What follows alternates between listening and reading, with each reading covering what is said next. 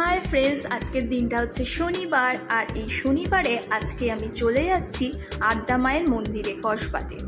এই কসবায় আদ্যা মায়ের মন্দিরে যাচ্ছি, তার একটা কারণ আছে, কারণটা তোমাদের পরে বলবো। আর এখানে দেখো রাধাকৃষ্ণও আছে, শিব বাবাজিও আছে, আর মাও আছে। দিয়ে আসলাম আদ্যা মন্দির থেকে। এই হচ্ছে প্রসাদ। আসার সঙ্গে সঙ্গে শাশুড়ি মাকে প্রসাদ দিলাম, আমার বরকে প্রসাদ দিলাম। এবার আমি খাবো। আর বিশাল গরম ভাই, বিশাল গরম, নেওয়া যাচ্ছে না গরম। ফ্যানটা বন্ধ আছে এখনো, ফ্যানটাকে এবার চালাবো, একটু স্থিরভাবে বসবো, তারপর টিফিন খাবো। আজকে সকালবেলার ব্রেকফাস্টে কচুরি আর এই তরকারি। কচুরিগুলো মাত্র 2.5 টাকা দিয়ে নিয়ে এসছে, জানো? এই ছোট্ট ছোট্ট কচুরি, বেশ টেস্টি। এটা খেলে কিন্তু গ্যাস অম্বল কিছুই হয় না সাধারণত। আমি যেহেতু গ্যাসের রোগী, তাই এই কথাটা আমি বললাম। যাই হোক, সস্তায় যদি ভালো জিনিস খেতে পারা যায় তাহলে আর কি চাই বলো। আর সকাল সকাল এরকম একটা ব্রেকফাস্টের ইচ্ছা তো অনেকেরই করে, আর বিশেষ করে ছুটির দিনে। তো আজকে মায়ের মন্দিরে গিয়েছিলাম, তার কারণ খুব পুজো দিতে ইচ্ছা করছিল। আর আজকে আমার শ্যামসুন্দর মায়ের কাছে যাওয়ার খুব ইচ্ছা ছিল সকালবেলা, কিন্তু সকালবেলা আর নিয়ে যায়নি আমাকে জয়দীপেরই নিয়ে যাওয়ার কথা ছিল। আমার শরীরটা একটু খারাপ, তাই জন্য ও বললো যে না, এতক্ষণ ধরে না খেয়ে থাকতে হবে না, তাই জন্য আর নিয়ে যায়নি। আমার মন তো খুব খারাপ হয়ে গেছিলো, তাই জন্য আমি ভাবলাম যে না, বাড়ির পাশে যে আদ্যা মন্দির, ওটাও তো মায়েরই এক রূপ, তো ঠিক আছে ওখানটায় পুজো দেওয়া যাক। তাই আমি পুজো দিতে গিয়েছিলাম। তো পুজো দিয়ে মনটা বেশ শান্তি হলো। এরপর আমি ব্রেকফাস্ট এটাই করছিলাম। তো আজকে আমি অফিসিয়ালি সেইভাবে কাজকর্ম করবার কোনো প্ল্যানে নেই। আজকে বাড়িতেই টাইমটা কাটাবো।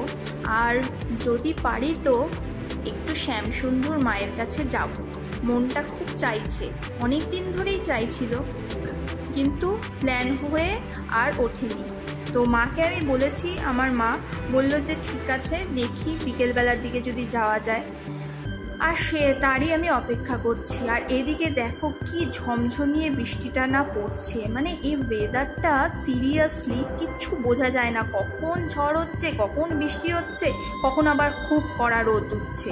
তো এই বৃষ্টির দিনে আমার মাথায় আইডিয়া আসলো একটু খিচুড়ি করব। তো শনিবার, এমনিও নিরামিষ আজকে খাবো, যেহেতু পুজো দেওয়ার প্ল্যানে আছি, তাই জন্য ভাবলাম মুগ ডাল একটু নিয়ে আসতে বলি। ওকে বললাম যে একটু মুগ ডাল নিয়ে আসো, ও নিয়ে এসছে। আর গোবিন্দভোগ চাল আমার ঘরেই ছিল, তো ওই গোবিন্দভোগ চাল দিয়ে মুগ ডাল দিয়ে একটু খিচুড়ি করব। হ্যাঁ, সঙ্গে কিছু সবজিও দেবো, সবজি দিলে বেশ খিচুড়ি খেতে আমার খুব ভালো লাগে সবজি দিয়ে। তাই সবজিগুলো কেটে নিয়েছি চটাপট করে। আর এই দেখো জলের মধ্যে ভিজিয়ে রেখেছি। একটাই টমেটো দেবো, টমেটোর যা দাম বেড়েছে কি আর বলবো বলো তো। আর দেখো হাতটা কেমন নতুন নতুন লাগছে না? হ্যাঁ, শাখা পলা পরেছিলাম, মায়ের দোকান থেকে একটু নিয়েছিলাম, তাই একটু শাখা পলা করেছিলাম। হ্যাঁ, সঙ্গে আলু ভাজা আর বেগুনিও করবো। এই দেখো গোবিন্দভোগ চাল, গোবিন্দভোগ চালের যে কোনো জিনিস খেতে এত ভালো লাগে না, গন্ধটাই দারুণ দারুণ লাগে। তোমাদের কার কার ভাল লাগে আমাকে একটু জানিও তো কমেন্টের মাধ্যমে। আমার তো খুবই ভাল লাগে গোবিন্দভোগের চালের খিচুড়ি খেতে, পায়েস খেতে। এই দেখো প্রেশার কুকারে একসঙ্গে নুন হলুদ সব কিছু দিয়ে, মশলাপাতি দিয়ে প্রেশার কুকারে সিটি দিয়ে দিয়েছি। আর সঙ্গে একটুখানি আদা দেবো, আদাটা বাটায় ছিল ফ্রিজে, তো ওটাই দিয়ে দিচ্ছি। সঙ্গে এখানে বেগুনি করছি, আলু ভাজাটা আগেই হয়ে গেছে, দেখেই নিয়েছো তোমরা। এই আলু ভাজা বেগুনি দিয়ে খিচুড়ি খাওয়ার মজাই আলাদা। আর সেটা যদি বর্ষার দিন হয় তাহলে তো আর কোনো কথাই নেই। এই দেখো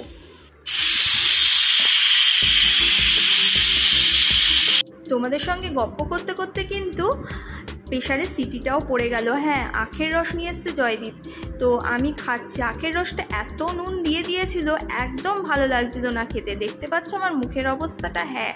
আর এইখানটায় দেখো আমি জানলাটা দেখছি যে কেমন বৃষ্টি হচ্ছে, বৃষ্টি বেশ ভালোই হচ্ছে। তো চলো, খাওয়া দাওয়া রেডি হয়ে গেছে, এবার খাওয়া যাক। তো নেক্সট ব্লগ খুব ইন্টারেস্টিং হতে চলেছে, কেউ মিস করবে না কিন্তু, বুঝলে তো। আর এই ব্লগটা এখন আমি ভাবছি টাইমিংটা একটু এগিয়ে দেব, তোমরা 10টা থেকে 11টার মধ্যেই ব্লগটা পেয়ে যাবে। আমি আর 12টা করব না, ঠিক আছে? চলো, দেখা হচ্ছে নেক্সট ব্লগে। Bye bye bye.